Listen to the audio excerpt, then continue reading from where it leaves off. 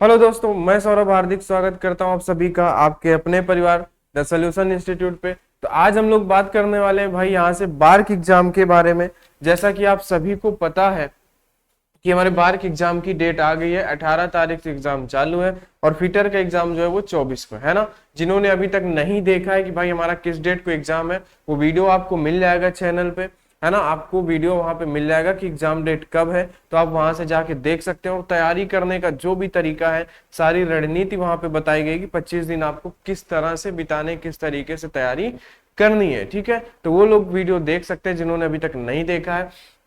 बाकी जो लोग भी हमारे साथ नए जुड़े वो लोग चैनल को सब्सक्राइब कर लेंगे और टेलीग्राम ग्रुप भी ज्वाइन कर लेंगे। ये क्लास का पीडीएफ आपको वहां पे मिलता रहेगा। टेलीग्राम ग्रुप का लिंक जो है वो डिस्क्रिप्शन पे दिया गया है, आप वहां से ज्वाइन कर सकते हैं, ठीक है भाई। चलिए, तो जिन्होंने अभी तक सब्सक्राइब नहीं किया वो सभी लोग चैनल को सब्सक्राइब करके बेल आइकन कॉल पे सेट कर लेंगे। और यहाँ पे आज जो है हमारी क्लास नंबर पहली है ना। आपको चैनल पे कुछ और भी वीडियो मिल जाएंगे बार्क के फिटर एमसीक्यू के, लेकिन आपको अभी कौन से देखना है, ये 100 क्वेश्चन वाली सीरीज आपको देखनी है, ठीक है। इसकी प्लेलिस्ट आपको चैनल पे बना दी जाएगी कि बार्क, है ना, फिटर एमसीक्यू 100 एमसीक्यू करके सीरीज बना दी जाएगी, ठीक है।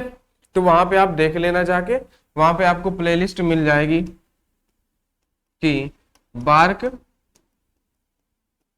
फिटर 100 एमसीक्यू सीरीज करके आपको प्लेलिस्ट मिल जाएगी। वहां से जाके आप ये वीडियो देख लेना। ये 100 क्वेश्चन वाली सीरीज आपको देखनी है, ठीक है। किसी क्वेश्चन में हो सकता है 100 से कम क्वेश्चन न है किसी चैप्टर में, क्योंकि कोई छोटा चैप्टर भी हो सकता है। तो वहां पे कुछ हम लोग फैक्ट के बारे में बात कर लेंगे, जिससे आप एक तरह से पूरे 100 क्वेश्चन आप बना सकते हो, है ना। लेकिन आप 100 क्वेश्चन का टारगेट रहेगा, क्योंकि ज्यादातर चैप्टर में 100 क्वेश्चन ही है। और ये क्वेश्चन जो रहेंगे आपके बिल्कुल रामबाण प्रश्न रहेंगे, क्योंकि ये एग्जाम पे आए हुए आपके पास क्वेश्चन रहेंगे। और हम लोग फास्ट रिवीजन करेंगे, क्योंकि हमारे पास ज्यादा थ्योरी पढ़ने का टाइम नहीं है। जिन्होंने थ्योरी पढ़ रखी है कहीं ना कहीं से, या कोई भी बुक है, तो आप यहाँ पे हम लोग चैप्टर वाइज एक तरीके से ही चलेंगे। तो आप चैप्टर वाइज पहले थ्योरी पढ़ो 1 से 1.5 घंटे, उसके बाद फिर आप एमसीक्यू की क्लास देखो और उसके बाद फिर उनका रिवीजन करो। थ्योरी आपको नहीं छोड़नी, ऐसा नहीं कि पूरा एमसीक्यू के ऊपर निर्भर हो जाना है ना। थ्योरी भी साथ साथ में रिवाइज करते रहना है, और ज्यादा प्रेशर आपको यहाँ पे देना है, ज्यादा यहाँ पे फोकस करना है। लेकिन थ्योरी को 1 से 2 बार पढ़ लेना है बस, ताकि वो आपके दिमाग में बना रहे। तो चलिए अब हम लोग बात करते हैं आज के पहले क्वेश्चन के बारे में, और ये रहेगा आज का जो है पहले चैप्टर का क्वेश्चन है। तो चलिए आप सभी लोग जल्दी से बताएंगे कि भाई क्या होगा इसका आंसर, कि सांप द्वारा काटने पर प्रथम चिकित्सा क्या होती है। जैसे आपने देखा होगा सांप काट लेता है गांव घर में, तो पहली चिकित्सा क्या होती है, सबसे पहले हमें क्या करना चाहिए। तो आपको पता है कि घाव पर कपड़ा बांधना तथा खून बाहर आने देने के लिए घाव को क्या करना चाहिए, काट देना चाहिए। आपको पता है कि जैसे ही सांप काटता है ना, तो आप क्या करते हैं, गांव में लोग कहते हैं कि भाई जहां पे सांप काटा है वहां पे थोड़ा सा कट लगा दो, खून जो है वहां का ब्लड जो है उसको निकाल दो, जिससे क्या होता है सांप का जो जहर होता है वो ब्लड के साथ बाहर निकल जाता है, ताकि वो ब्लड सर्कुलेशन में शरीर पे नहीं जा पाता है ना। तो हमें क्या करना होता है, बाहर आने देने के लिए क्या करना होता है भाई मेरे, घाव को काट देना चाहिए, ठीक है। आगे बात करते हैं दूसरे नंबर के क्वेश्चन में। यदि एक मरीज मुंह से श्वसन प्रक्रिया सही ना करे तो प्राथमिक उपचार को निम्न अनुसार करना चाहिए। बताओ, तुरंत चिकित्सा सहायता ढूंढना चाहिए, या टूटी हड्डियों को देखें, शरीर को कंबल से गर्म करें, नाड़ी और नेत्र चक्षु की जांच करें। हमें क्या करना चाहिए, तुरंत जो है चिकित्सा सहायता ढूंढना चाहिए। क्या करना चाहिए भाई, तुरंत जो है हमें चिकित्सा सहायता जो है हमें यहाँ पे ढूंढना चाहिए। ये इसका आंसर हो जाएगा। और इन क्वेश्चन का पीडीएफ आपको मिल जाएगा टेलीग्राम पे, आप वहां से ले सकते हैं। टेलीग्राम चैनल पे जरूर जुड़ जाइएगा, ठीक है। चलिए, सिर की सुरक्षा के लिए अब बता दो, हार्ड हेड्स होगा या फिर हेलमेट्स होगा, कैप होगा। तो आप बोलोगे कि ये हार्ड हेड्स मतलब हार्ड कैप जो होती है और हेलमेट भी होता है, ये दोनों काम आते हैं। यानी कि आप यहाँ पे बोल सकते हो कि ये डी नंबर आपका सही हो जाएगा। उपरोक्त में से दोनों ए और बी दोनों सही होंगे। क्यों सही होंगे, क्योंकि यहाँ पे क्या होता है, सिर की सुरक्षा के लिए हम लोग इन दोनों का यूज करते हैं। क्या करते हैं भाई, इन दोनों का हम लोग यूज कर लेते हैं सिर की सुरक्षा के लिए। लेकिन ज्यादातर आपको क्या देखने को मिलता है, ज्यादातर आपको हेलमेट देखने को मिलता है ऑप्शन में। लेकिन अगर हार्ड हेड्स मिलता है तो आप क्या कर सकते हो, इन दोनों को भी लगाना पड़ेगा, क्योंकि ये दोनों यूज में आते हैं, ठीक है, आगे बात करते हैं पैरों की सुरक्षा के लिए क्या करना चाहिए। तो भाई पैरों की सुरक्षा के लिए हमें लेदर शू पहनना चाहिए। क्या करना चाहिए? लेदर यानी चमड़े के जूते हमें पहनना चाहिए। उससे क्या होता है कि जो वर्कशॉप में जो भी नुकीली चीजें, मान लो आप लोहा ही काटते हो ना, तो जो नुकीली चीजें गिर जाती हैं कई बार, जैसे आप ग्राइंडिंग करते हो या ग्राइंडिंग व्हील से आप कटिंग करते हो ग्राइंडर से, तो लोहे के कण जो है गिरते हैं वो काफी गर्म रहते हैं, और अगर नॉर्मल आप जूते पहनते हो तो उनमें धंस सकते हैं, आपके पैरों में चोट लग सकती है। इसलिए हमें क्या करना चाहिए? लेदर शू हमें पहनना चाहिए। पैरों की सुरक्षा के लिए हमें लेदर शू पहनने चाहिए। ठीक है, आ जाओ। आंखों की सुरक्षा के लिए हमें क्या करना चाहिए?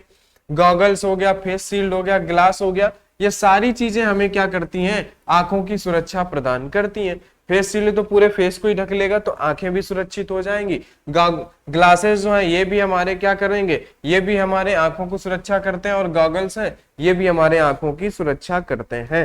तो यहाँ पे एक तरीके से जो तीनों चीजें हैं ये सभी क्या करती हैं? आंखों को प्रोटेक्ट करती हैं। तो आप कह सकते हो उपरोक्त में से ये सभी हमारे पास क्या होंगे? सही होंगे। ठीक है, आगे आ जाओ। शरीर की सुरक्षा के लिए हमें क्या पहनना चाहिए?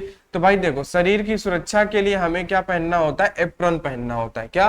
एप्रन। एप्रन एक सूट होता है जो पूरा ढक लेता है। जैसे आपने देखा होगा बावर्ची जो होता है ना, वो खाना बनाते हैं जो होटल पे होते हैं, वो एक आगे से कपड़ा पहने रहते हैं। उसी तरीके से आप लोगों के लिए भी एक ड्रेस आती है जो पूरा बंद होता है, रबड़ का होता है, जिससे आपके पास क्या है? जल्दी से चोट भी नहीं लगती है, और क्या होता है कि उसमें से आपके शरीर की भी सुरक्षा रहती है। ठीक है,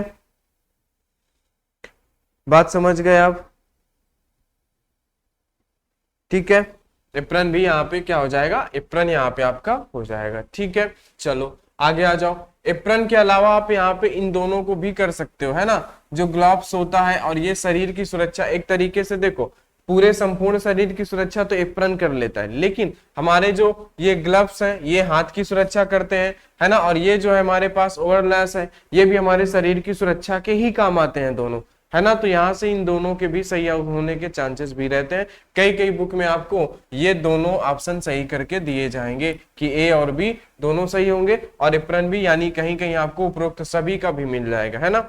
लेकिन अगर आपके ऑप्शन में ये तीनों है तो उपरोक्त सभी लगाना। अगर सिर्फ एप्रन है, वैसे तो शरीर की सुरक्षा के लिए एप्रन ही पहना जाता है, संपूर्ण शरीर की बात करता है। अगर किसी एक विशेष पार्ट की बात करता है तब हम उस पे जाते हैं, है ना। जैसे हमसे अगर बोल देता है ग्लव्स, तो ये हमारे ग्लव्स जो है हाथों की सुरक्षा करता है, एक पर्टिकुलर पार्ट की सुरक्षा करता है, लेकिन एप्रन जो होता है पूरे शरीर की सुरक्षा करता है। ठीक है, आ जाओ। ग्राइंडिंग करते समय हमेशा क्या करना चाहिए? जैसे कि आप ग्राइंडिंग कर रहे हो तो ग्राइंड का व्हील कैसे घूमता है? वो हमेशा आपकी तरफ या कैसे भी घूम रहा हो, लेकिन उससे डर क्या रहता है? अगर वो गलती से खुल गया तो वो लगने के चांसेस रहते हैं, या इधर घूम रहा हो तो भी आपको लग सकता है, इधर भी घूम रहा हो तो भी आपको लग सकता है। तो हमें हमेशा व्हील के साइड में खड़े होना चाहिए। कहां पे? व्हील के हमेशा साइड में खड़े होना चाहिए। आगे आ जाओ। इनमें से क्या एक हस्त पुस्तिका में संगीत नहीं है? बोलो, क्या है जो एक हस्त पुस्तिका में जो है लिखित नहीं है? बता दो जल्दी से, बोलो इनमें से क्या ऐसा है जो आपकी हस्त पुस्तिका में लिखित नहीं है? चलो भाई,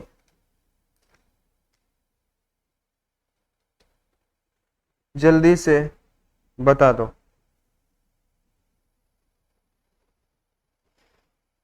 कि क्या है जो आपके हस्त पुस्तिका में लिखित नहीं है। ठीक है, यहाँ पे देखो, यहाँ पे क्या आधारभूत जानकारियां? नहीं, ये नहीं है। यहाँ पे अगर दिशात्मक विवरण? नहीं, ये भी नहीं है। सामान्य दोष? ये भी नहीं। यहाँ पे जो है ना फैक्ट्री एक्ट यानी कि कारखाना कानून, ये क्या है? पुस्तिका में सन्निहित नहीं है। क्या? कारखाना कानून, यानी कि जो आपका फैक्ट्री एक्ट होता है, कारखाना कानून जो होता है वो आपका लिखित नहीं है। आगे की बात करते हैं। इनको मिलाना है आपको, इन स्तंभों का मिलान करना है। आपको दिख रहा होगा, है ना? हाँ, आपको दिख रहा है साफ साफ। तो आप बताइए इन स्तंभों का मिलान करना। देखो बहुत ही सिंपल है। क्लास ए पूछा है। क्लास ए जो होता है, वर्ग ए की आग कहाँ पे होती है? लकड़ी से लगती है, आपको पता है। क्लास सी अगर हम लोग बात करते हैं, क्लास सी किससे लगती है? गैस से लगती है ना। अगर क्लास बी की बात करो, क्लास बी की बात करो तो लिक्विड से लगती है। क्लास सी जो होती है गैस से लगती है। क्लास डी जो होती है ये धातुएं हो गया या तो फिर बिजली हो गई इससे लगती है। बात आप समझ रहे हो? क्या हो जाता है, क्लास डी कहां से हो जाता है, धातुओं से हो जाता है, या फिर किससे लगती है, बिजली से भी लगती है। बोलो बात आप समझ रहे हो कि नहीं? ठीक है, बात आप समझ गए। ए नंबर आपका यहां से हो जाएगा लकड़ी से, डी नंबर आपका धातुएं हो जाएंगी, बी नंबर आपका ज्वलनशील पदार्थ, सी नंबर गैस व द्रव हो जाएगा। सी नंबर क्या हो जाएगा, गैस व द्रव। यानी कि इस तरीके से आपके पास होता है। क्लास ए होती है, क्लास बी होती है, क्लास सी होती है और क्लास डी होती है। क्लास ए में आप क्या बोलते हो, लकड़ी, कागज, कूड़ा करकट से लगी हुई आग होती है। क्लास बी में जो होती है ये द्रव यानी कि लिक्विड से लगी हुई आग होती है।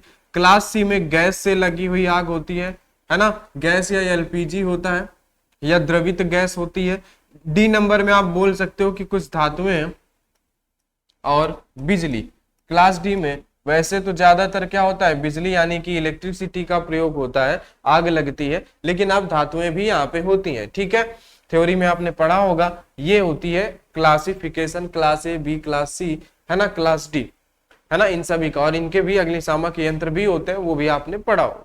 ठीक है, तो यहाँ पे इस तरीके से इनका मिलान आप कर लोगे कि ए नंबर जो होगा इसका मिलान आप कहाँ से करोगे, ए नंबर का मिलान आप दूसरे से करोगे, और बी नंबर का मिलान आप यहाँ पे चौथे से करोगे, सी नंबर का जो भी आपका मिलान होगा ये पहले से करोगे, और डी नंबर को आप कहाँ से मिलाते हो, डी नंबर को आप मिलाते हो तीसरे से। ये आपके पास आंसर होता है। ठीक है, इस तरीके से आपको इसको करना होगा। आगे बात करते हैं। विद्युत धारा की वह परिसीमा जो उस हृदय स्थिति को उत्पन्न करती है जो तत्काल मृत्यु का कारण बनता है। तत्काल मृत्यु का कारण क्या बनता है, आपको जल्दी से बताना है कि मेरे भाई तत्काल मृत्यु का कारण क्या बन सकता है। ठीक है, बताओ, तब तक हम लोग कुछ और बातें कर लेंगे। तत्काल मृत्यु का कारण क्या बन सकता है, जल्दी से आपको इसका आंसर आप सभी को बताना है। ठीक है,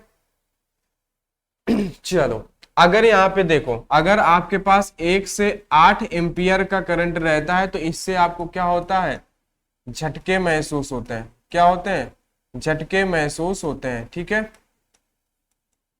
क्या होगा, अगर 1 से 8 एम्पियर तक है, क्या पूछा है, यहां से विद्युत धारा जो है अगर 1 से 8 एम्पियर तक है तो आपको क्या होगा, आपको जो है झटके महसूस होंगे, है ना। बोलो, अगर आपके पास 8 से 15 है, क्या है, अगर आपके पास 8 से 15 है, 8 से 15 है तो कष्टदायक झटका महसूस होगा। क्या, कष्टदायक झटका महसूस होगा। क्या होगा, कष्टदायक झटका महसूस होगा। ठीक है, अगर यहीं पे ये 15 से 20 हो, अगर क्या हो 15 से 20 हो तो यहाँ पे क्या हो सकती है, मृत्यु हो सकती है ना, जो आपसे पूछा है। बोलो, ये इस तरीके से यहाँ से 3 क्वेश्चन बन सकते हैं। क्या बन सकता है, 1 से 8 एम्पियर में झटके महसूस होते हैं नॉर्मल, और अगर 8 से 15 रहा तो कष्टदायक झटका महसूस होगा। अगर आपको यहाँ से 15 से 20 का होता है तो इससे क्या होता है, इससे तुरंत आपकी, है ना, इसे सहन नहीं कर पाते हो, जिससे क्या हो जाती है तुरंत, जो भी जैसे कि, है ना, जो देखते ना, जो जिनको झटका लगता है तो उनका क्या होता है, बचने के चांस नहीं रखते हैं, वो वहीं पे क्या होते हैं, है ना, उनकी डेथ हो जाती है। तो वो 15 से 20 एम्पियर का झटका होता है। तो यहाँ पे आप देख रहे हो कि 15 से 20 का तो कोई हमारे पास नहीं मिल रहा है, लेकिन हमारे पास 10 से 20 मिली एम्पियर है ना। यहाँ पे आप मिली एम्पियर इन सभी को करना, है ना, मिली एम्पियर करना। तो यहाँ पे 10 से 20 वाला आपका सही हो जाएगा। क्यों, क्योंकि हमें यहाँ पे 15 से 20 बोला है, तो आप इसको 10 से 20 के अंदर ले सकते हो, है ना। 15 से 20 नहीं है तो बाकी सब उससे ज्यादा है, हमें सिर्फ 15 से 20 का ही लेना है। तो आप यहाँ पे 10 से 20 आप सही कर सकते हो। ठीक है, ये हो गया आपका। इन तीनों चीजों को आप लोग याद कर लेना, आपके काम आएंगी। ठीक है, आगे बात करते हैं। कारखाना कानून 1948 भाग 23 के अनुसार कौन सी मशीन एक खतरनाक मशीन है, बताओ जल्दी से। कौन सी मशीन एक खतरनाक मशीन है, तो आप बोलोगे ग्राइंडिंग मशीन एक क्या है, खतरनाक मशीन है। क्या है, ये जो ग्राइंडिंग मशीन है ये आपके पास एक खतरनाक मशीन होती है। क्या होती है मेरे भाई, ये जो होती है ना ग्राइंडिंग मशीन, ये आपके पास एक खतरनाक मशीन होती है। ठीक है, क्यों, क्योंकि ये घूमती है और आपको लग सकती है ना। मिलिंग मशीन से ज्यादा खतरा नहीं है, वृत्ताकार आरी से कोई खतरा नहीं है, द्रव चलित दाबक के अतिरिक्त अन्य शक्ति दाबक से कोई उतना खतरा नहीं है, लेकिन ग्राइंडिंग मशीन से आपको ज्यादा खतरा है, जैसा कि यहाँ पे लिखा गया है 1948 कारखाना कानून जो 1948 भाग 23 के अनुसार कौन सी मशीन खतरनाक है? आप बोलोगे ग्राइंडिंग मशीन खतरनाक है। आगे बात करते हैं, भारतीय मानक विनिर्देशों के अनुसार, है ना, विनिर्देश कास्ट आयरन FG20, FG20 का अर्थ क्या होता है? तो FG20 का अर्थ आपको बताना है कि ग्रे कास्ट आयरन जिसकी उच्चतम संपीड़न सामर्थ्य कितनी होनी चाहिए? वो होनी चाहिए 20 न्यूटन पर मिलीमीटर स्क्वायर। क्या होनी चाहिए भाई, है ना? चलो यहाँ पे क्या होना चाहिए? उच्चतम। ठीक है, FG20 का अर्थ क्या होता है? सॉरी, यहाँ पे आप सी नंबर नहीं होगा। FG20 जब भी आप पूछे ना कास्ट आयरन FG20 का अर्थ, तो ये उच्चतम वाला ना होके न्यूनतम वाला सही होता है। क्या होता है इसमें? आप लोग न्यूनतम वाला सही होता है, इसको ध्यान रखिएगा, है ना? वहां पे, है ना, उच्चतम नहीं होगा, क्या होगा? ये न्यूनतम वाला हमेशा सही होता है। न्यूनतम 200, है ना, न्यूटन पर मिलीमीटर स्क्वायर। ठीक है, इसको आप लोग सही कर लेना। क्या होता है? न्यूनतम वाला होता है FG20 का अर्थ। क्या होता है? कास्ट आयरन FG20 न्यूनतम। ये आप लोग याद रखना, FG20 अगर आपसे पूछता है तो आपको क्या याद होना चाहिए? न्यूनतम याद रखना, बस आपका काम हो जाएगा। ठीक है भाई, क्या याद रखना? न्यूनतम याद रखना, बस आपके लिए इतना बहुत है। ठीक है, चलो आ जाओ आगे बात करते हैं। 13वें नंबर पे, क्लास ए टाइप के अग्नि के लिए ईंधन। क्लास ए टाइप का जो अग्नि होता है उसके लिए ईंधन क्या होता है? गैस एवं द्रव या ज्वलनशील द्रव, कास्ट, कपड़ा, कागज। तो आप बोलोगे क्लास ए के लिए लकड़ी, कपड़ा और कागज होता है। क्या होता है? लकड़ी, कपड़ा और कागज होता है हमारे पास क्लास ए टाइप के लिए। आगे बात करते हैं, क्लास अग्निशामक। क्लास ए अग्निशामक के लिए शामकों के प्रयोग। बोलो, जल पूरित शामक या फोम या ड्राई, या फिर आपके पास विशिष्ट पाउडर, है ना? इसमें से आपका कौन सा सही होगा? जो आपको बताना है अग्निशामक, क्लास ए की आग को बुझाने के लिए कौन सा अग्निशामक यहाँ पे प्रयोग किया जाएगा? बोलो जल्दी से बताओ, कौन सा अग्निशामक यहाँ पे प्रयोग किया जाएगा क्लास ए के लिए? तो यहाँ पे जब आप ऑप्शन को देखोगे तो ऑप्शन को देखते हुए आप क्या बोलोगे? ये जो जल पूरित शामक है यानी वाटर फील्ड एक्सटिंग्विशर है, इसका प्रयोग हम करेंगे। क्योंकि और ऑप्शन हमारे पास नहीं सही बैठ रहे हैं। क्यों नहीं बैठ रहे हैं? क्योंकि ये जो है हमारा CO2 फोम या ड्राई जो है ये हमारा यहाँ पे नहीं यूज होता है। यहाँ पे आप लकड़ी कागज की आग जो होती है नॉर्मल, उसको जल से बुझा सकते हो। तो अगर आपको ऑप्शन पे देखा है तो जल पूरित शामक यानी कि यहाँ पे क्या हो जाएगा? वाटर, है ना, वाटर फील्ड एक्सटिंग्विशर आपका सही हो जाए। ठीक है, आगे, विद्युत कार्य करते समय सुरक्षा मानक के रूप में कौन से सूचना पट्ट का प्रयोग किया जाना चाहिए? बोलो, यहाँ पे अत्यधिक गर्म संपर्क में ना आए, या फिर अत्यधिक खतरनाक, या फिर सख्ती से निषिद्ध क्षेत्र, या गर्म स्पर्श ना करें। क्या करना चाहिए आपको जब आपके पास विद्युत कार्य करते समय? कौन सी सुरक्षा का पालन आपको करना है ये आपको बताना है जल्दी से। विद्युत कार्य करते समय, ठीक है, बोलो जल्दी से बताओ, कौन से सूचना पट्ट का आपको ध्यान रखना होता है विद्युत कार्य करते समय? विद्युत कार्य करते समय उस सूचना पट्ट का ध्यान रखना होता है जिसमें लिखा होता है आपके पास अत्यधिक, क्या? जिसमें लिखा होता है अत्यधिक खतरनाक। क्या होता है? अत्यधिक खतरनाक। बात आप समझ गए? जब भी आप क्या कर रहे हो, बिजली का काम कर रहे हो, विद्युत कार्य करते समय सुरक्षा मानक के रूप में अत्यधिक खतरनाक जो इस पट्ट पे लिखा होगा। जैसे आप देखते नहीं हो, आप जब कॉलेज में पढ़ते थे तो वहां पे क्या लिखा रहता था? एक तरफ अवकाश वाला पट्ट, ऐसे ऊपर हेडिंग पड़ी रहती थी ना, अवकाश वाला पट्ट, है ना? जो लोग सरकारी कॉलेज में पढ़ोगे तो वहां तो बढ़िया से मेन्यू बना होता था, है ना? मेन्यू वाला पट्ट, रेस्टोरेंट, है ना, रेस्टोरेंट वाला जो मेन्यू आपको दिया जाता है ना रेस्टोरेंट में, वही वाला रहता था। तो जब भी आप कौन सा पट्ट देखोगे जिसमें अत्यधिक खतरनाक का हेडिंग लगा होगा, वो वाला पट्ट आपको पढ़ना होगा। किस समय? जब आप विद्युत से कार्य कर रहे हो, क्योंकि विद्युत का झटका आपको छोड़ता नहीं है जल्दी से। ठीक है, यहाँ पे आप बताओ, निर्मुक्त उष्मा का मापन की सहायता से किया जाता है। निर्मुक्त उष्मा का मापन किसकी सहायता से किया जाता है? जल्दी से बता दो। निर्मुक्त उष्मा का मापन किससे किया जाएगा, जल्दी से बता दो। ठीक है, बताओ जल्दी से, निर्मुक्त उष्मा का मापन किससे किया जाएगा। तो निर्मुक्त उष्मा का मापन जो है कैलोरीमीटर, किससे किया जाता है। निर्मुक्त उष्मा का मापन जो है वो कैलोरीमीटर से किया जाता है। किससे, कैलोरीमीटर से किया जाता है। उष्मा ऊर्जा मापन क्या होता है, निर्मुक्त उष्मा का मापन कैलोरीमीटर से किया जाता है। किससे किया जाता है, कैलोरीमीटर से किया जाता है। ये आप लोग याद रखना, किससे, कैलोरीमीटर से। आगे बात करते हैं, क्लास ए अग्नि में अग्नि का कारण क्या होता है, लकड़ी होती है। क्लास ए अग्नि में अग्नि का कारण लकड़ी होती है। ठीक है, आगे आ जाओ। फैक्ट्री एक्ट 1948 में वर्णित सप्ताह की व्याख्या के अनुसार यह 7 दिनों की अवधि है जो निम्न की मध्य रात्रि से प्रारंभ होती है। कौन सी ऐसी 7 दिन की अवधि है जो किसके रात्रि से प्रारंभ होती है, जल्दी से बता दो।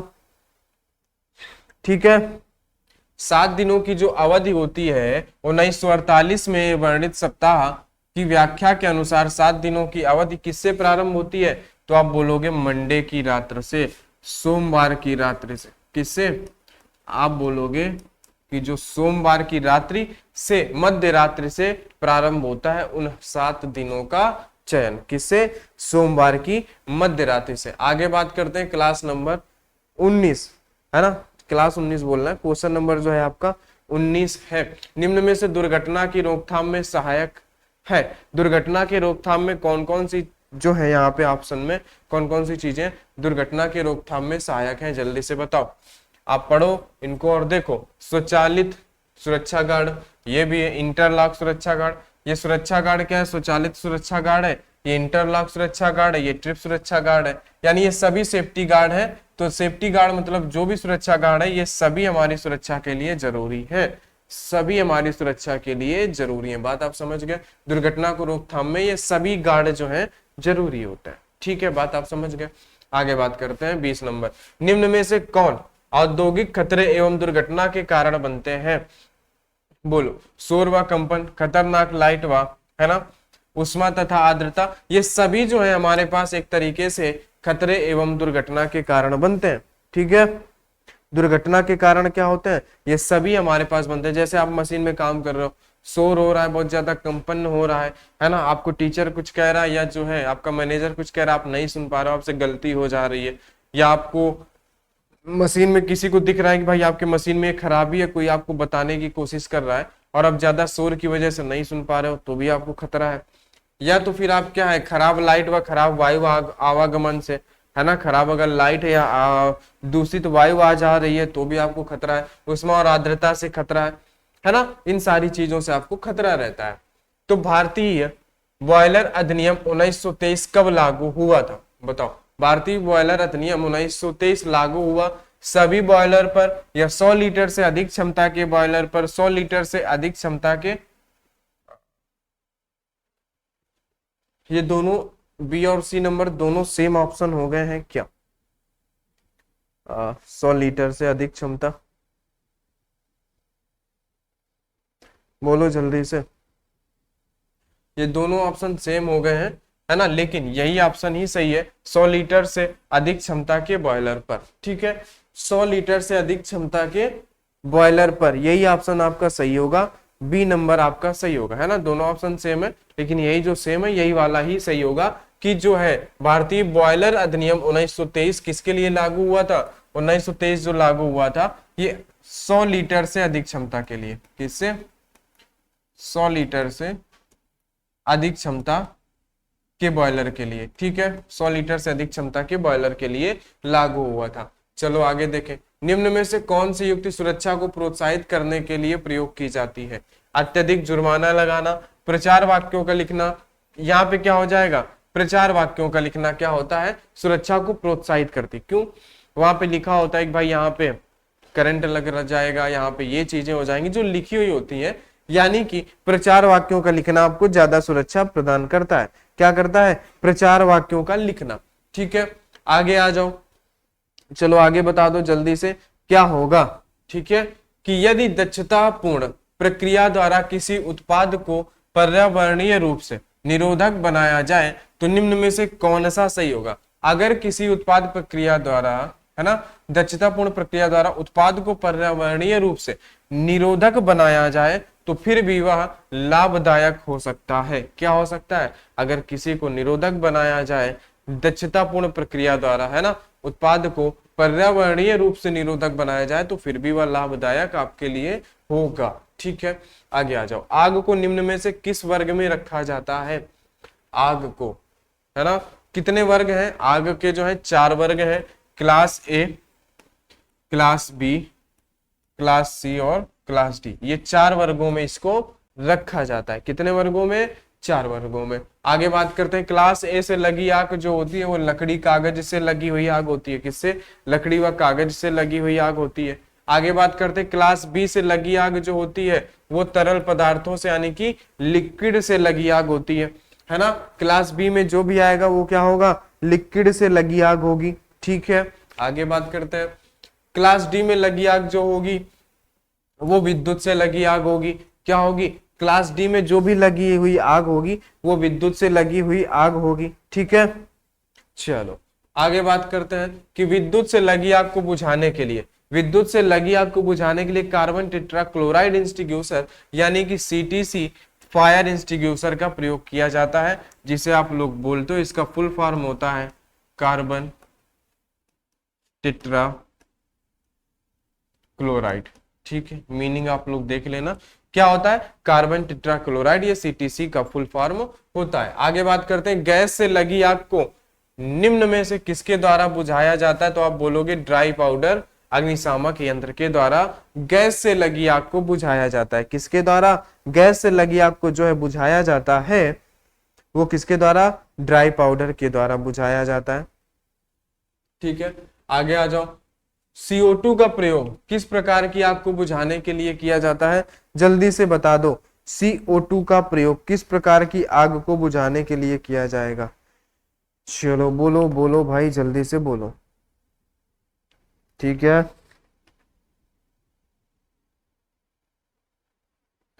CO2, CO2 कार्बन डाइऑक्साइड किसको बुझाने के लिए किया जाएगा? जल्दी से बता दो। CO2। ठीक है,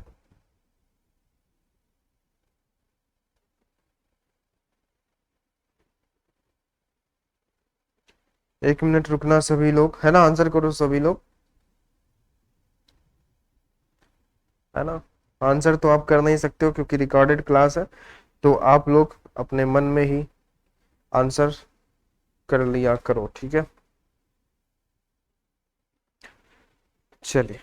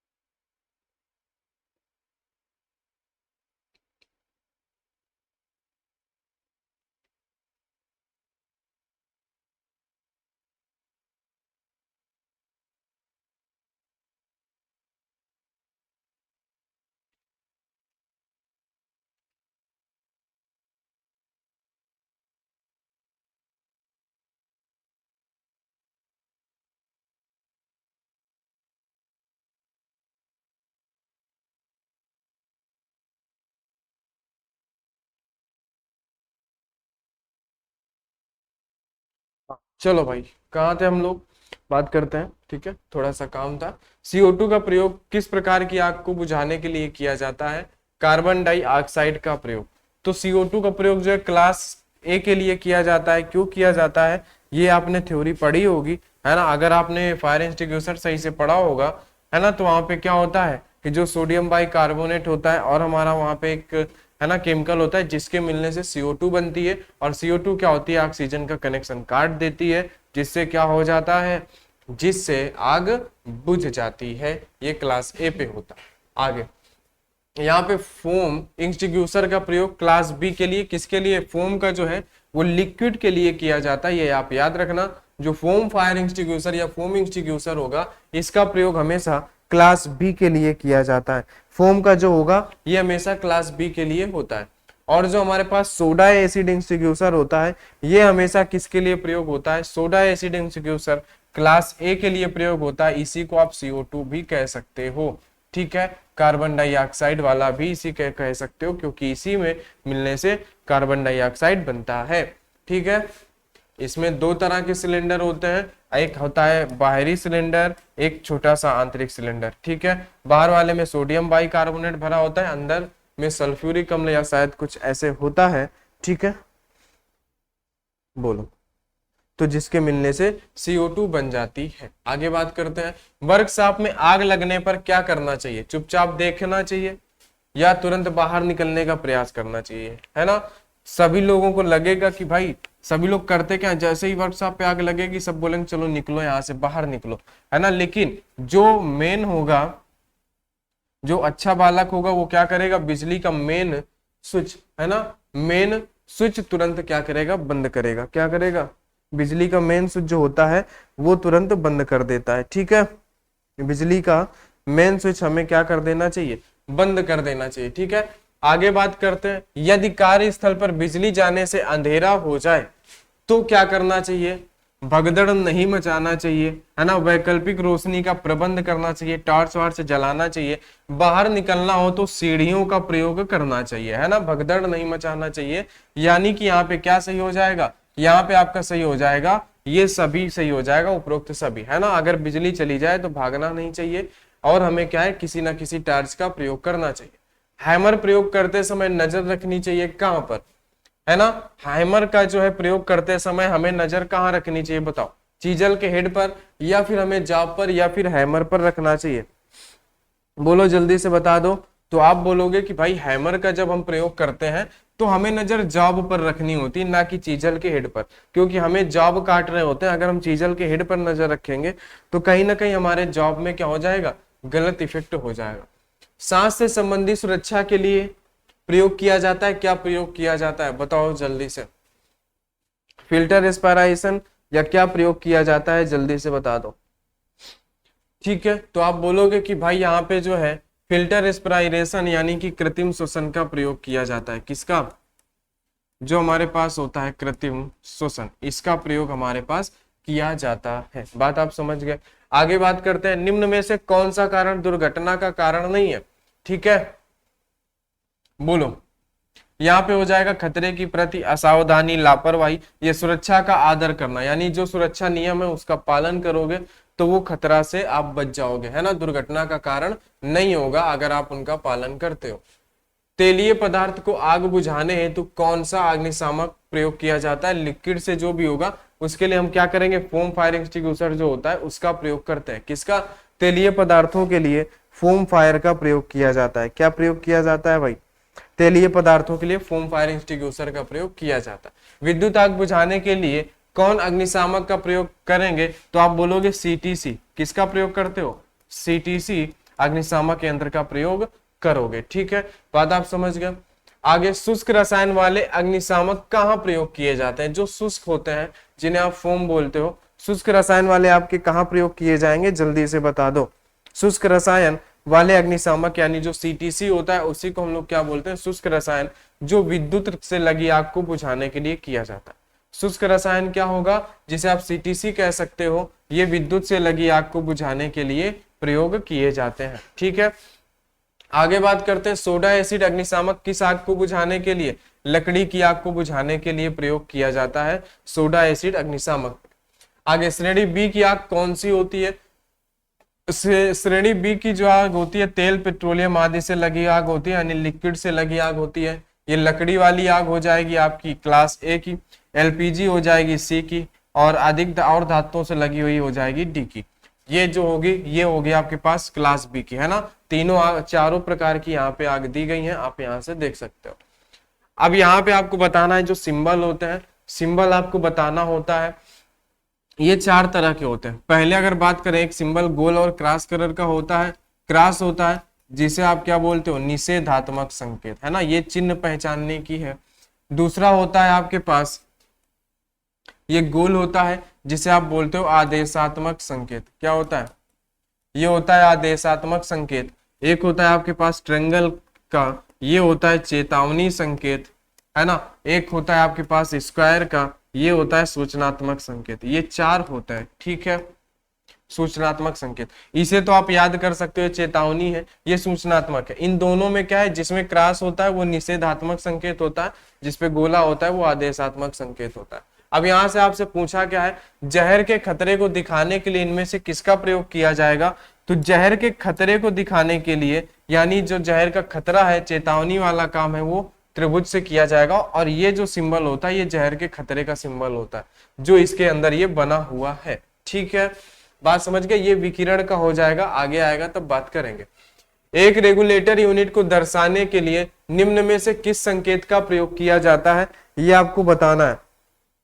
एक रेगुलेटर के संकेत को दर्शाने के लिए निम्न में से किसका प्रयोग किया जाता है, ये आप सभी को बताना है। तो रेगुलेटर यूनिट में जो है दर्शाने के लिए हम लोग 0.3 का प्रयोग करते हैं। किसका?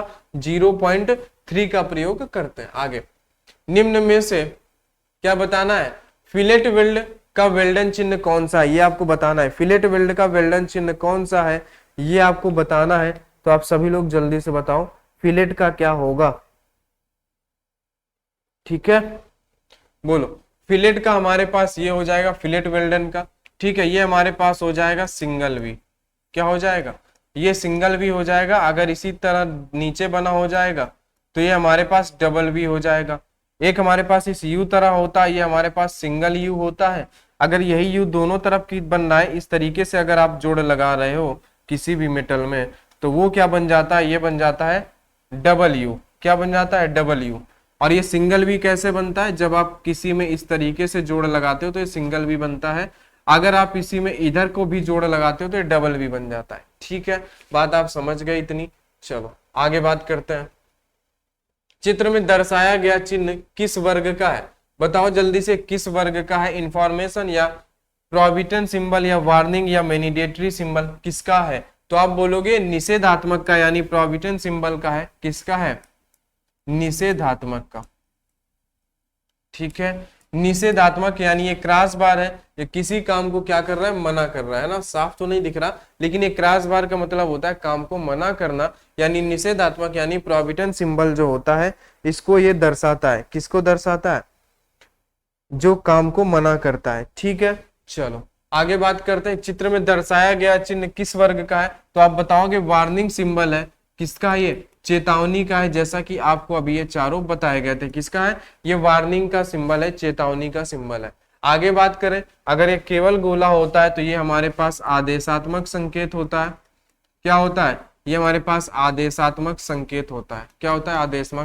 आदेशात्मक संकेत, है ना। इसका बैकग्राउंड, इसका कलर, ये सारी चीजें आपको याद रखना होगा। ये होता है मैनिडेटरी सिंबल यानी आदेशात्मक संकेत, ठीक है। चित्र में दर्शाया गया चिन्ह किस वर्ग का आता है? ये आता है आपके पास सूचनात्मक वर्ग में। किस में आता है? सूचनात्मक वर्ग में आता है, यानी कि इंफॉर्मेशन सिंबल में आता है। किसमें? इंफॉर्मेशन सिंबल में आता है। आगे बात करते हैं, फोम टाइप अग्निशामक में कौन सा रसायन भरा होता है, ठीक है। जल्दी से बताओ, फोम टाइप जो होता है उसमें कौन सा रसायन भरा होता है? चलो जल्दी से बता दो।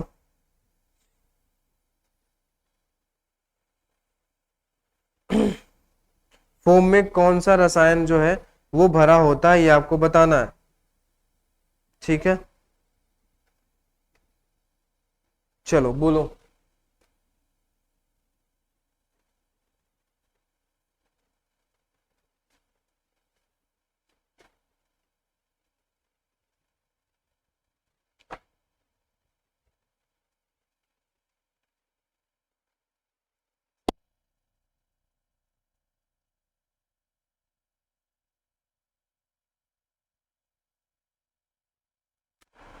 चलो भाई बोलो जल्दी से, क्या होगा?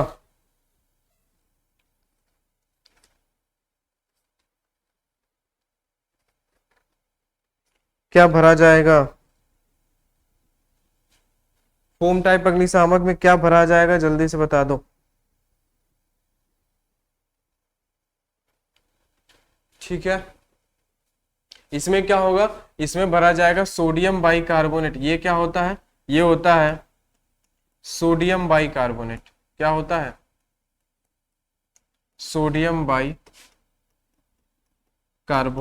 क्या होता है, सोडियम बाइकार्बोनेट, जिसे आप बोलते हो Na2CO3, ठीक है। और इसके साथ में क्या होता है, सल्फ्यूरिक अम्ल, है ना, AlSO4। क्या होता है, AlSO4, जिसे आप बोलते हो सल्फ्यूरिक अम्ल। ये किस में भरा जाता है, फोम टाइप में भरा जाता है, जिसे आप Al2SO4, ये क्या होता है हमारे पास, एल्यूमिनियम सल्फेट इसको बोलते हैं। क्या बोलते हैं, एल्यूमिनियम सल्फेट, है ना, सल्फ्यूरिक अम्ल नहीं बोलते, एल्यूमिनियम सल्फेट इसे बोलते। ये दोनों क्या होते हैं, फोम में भरे जाते हैं। बात आप समझ गए। और अगर हम लोग क्लास ए की बात करते हैं, क्लास ए जो होता है उसमें क्या भरा जाता है, जो हमारे पास क्लास ए का होता है ना, इसमें हमारे पास सोडियम बाइकार्बोनेट होता है। क्या होता है, सोडियम बाइकार्बोनेट होता है, और हमारे पास सल्फ्यूरिक एसिड होता है। क्या होता है, ये क्लास ए में भरा जाता है, ठीक है, सोडियम बाइकार्बोनेट। अगर हम लोग क्लास ए की बात कर लें यहाँ पे, ठीक है, क्लास ए वाला जिसे सोडियम बाइकार्बोनेट जो होता है, उसमें क्या होता है हमारे पास, एक तो हमारे पास Na2CO3 होता है।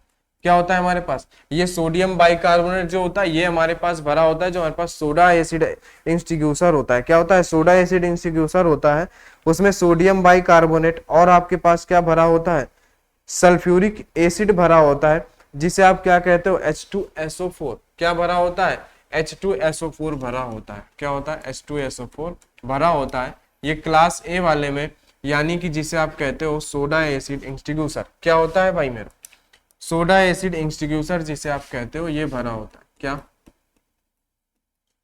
सोडा एसिड अग्निशामक में, ठीक है, इसे आप याद कर लेना। ये आपका हो गया फोम वाला, वो हो गया सोडा एसिड एक्सटिंग्विशर वाला, ठीक है।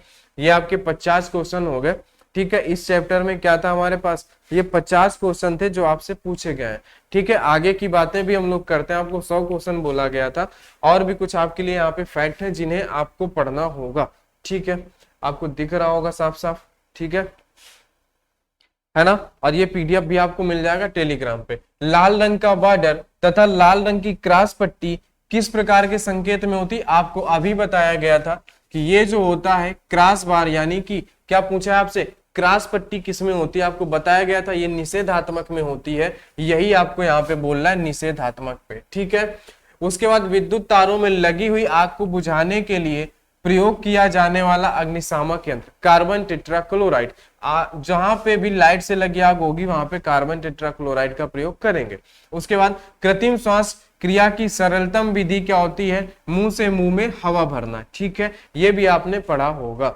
इसके बाद विद्युत संपर्क में आए व्यक्ति को छुड़ाने के लिए मेन स्विच ऑफ कर देना चाहिए, है ना, उसे कभी पकड़ना नहीं चाहिए। विद्युत उपकरणों और ऐसे भाग वाले प्रतिष्ठानों में किस प्रकार के अग्निशामक यंत्र का प्रयोग किया जाता है, तो हेलान प्रकार, जिसे आप CTC फायर ही कहते हो। CTC का ही दूसरा नाम क्या होता है, CTC का ही दूसरा नाम हमारे पास होता है हेलान, ठीक है। थ्योरी में आपने अच्छे से पढ़ा होगा, ठीक है। चलो, विद्युतमय तार से संपर्क होने पर एक व्यक्ति को झटका लगता है ना, झटका लगा व्यक्ति फेंक दिया जाएगा या विद्युतमय तार के संपर्क में रहेगा। विद्युत तार के संपर्क में आए व्यक्ति के बचाव के लिए आप क्या प्रथम कदम उठाओगे, विद्युतमय तार से पृथक, यानी उसको पहले तार से हम लोग क्या करेंगे, अलग करेंगे। इस तरीके से कुछ फैक्ट दिए गए हैं जहां से आपके पास डायरेक्ट क्वेश्चन बनते हैं, तो आप इनको भी पढ़ सकते हो। दुर्घटना की संभावना को कम करने को क्या कहते हैं, सुरक्षा कहते हैं, है ना। ये भी आपसे क्वेश्चन बना सकता है। कोई भी ऐसी अप्रत्याशित घटना जिसमें जान या माल की क्षति पहुंचे उसे क्या बोलते हैं, दुर्घटना कहते हैं। यहाँ पे श्रमिक को दुर्घटना से हानि होती है, श्रमिक को शारीरिक क्षति पहुंच सकती है। श्रमिक को क्या होगा, दुर्घटना से उसको शारीरिक क्षति तो ही पहुंचेगी। श्रमिक को दुर्घटना से हानि होती है, श्रमिक को मानसिक कष्ट भी हो सकता है, ये दोनों हो सकते हैं। उसको शारीरिक, अगर मान लो कुछ चोट लगती है तो उसके शारीरिक होगा, अगर उसको कुछ अंदर से अगर कोई तकलीफ है तो वो मानसिक कष्ट होगा। अज्ञानता या मंद बुद्धि, लापरवाही, चिंता, भय से सब कारण क्या होता है, मनोवैज्ञानिक कारण होता है ना। कमजोर दृष्टि, अस्वस्थता, जल्दबाजी तथा थकान से सब कारण क्या होता है, दुर्घटना के शारीरिक कारण होते हैं। ये दुर्घटना के शारीरिक कारण है, थकान, ये सब चीजें क्या है, ये शारीरिक कारण है। और अगर मंद बुद्धि, लापरवाही, चिंता की बात करें तो ये आपके दिमाग का होता है, जिसके पास दिमाग कम है ना, तो वो मंद बुद्धि होगा। लापरवाही आप करोगे, जल्दबाजी करोगे तो वो भी आपके दिमाग का ही खेल होता है, वो मनोवैज्ञानिक कारण होता है। लेकिन जो जल्दबाजी या अस्वस्थता तथा थकान वाला काम है आपके शरीर का काम होता है, शरीर थकता है, ठीक है।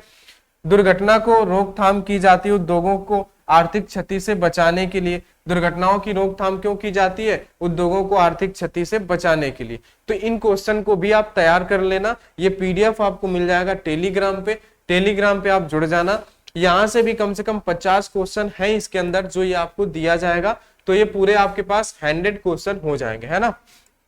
कितने हो जाएंगे? 100 एमसीक्यू हो जाएंगे।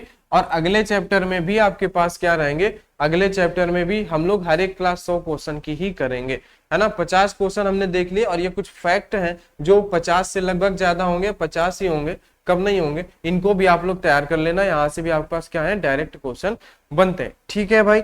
तो चलिए आज की क्लास में हम लोग इतना ही बातें करते हैं। आज के हमारे हो चुके हैं कितने? 100 क्वेश्चन हम लोग मान सकते हैं, क्योंकि कुछ फैक्ट आपके पास और 50 क्वेश्चन, ठीक है।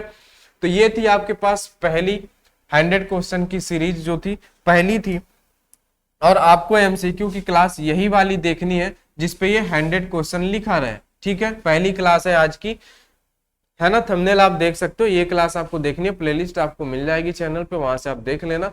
टेलीग्राम के लिए आप लोग जो है वो आप टेलीग्राम लिंक आपको डिस्क्रिप्शन पे मिल जाएगा, वहां से आप लोग जुड़ जाना। और आपको इसी चैनल पे मैथ की भी क्लास मिलेगी, जो कि एक क्लास आपको मिलने वाली है आज।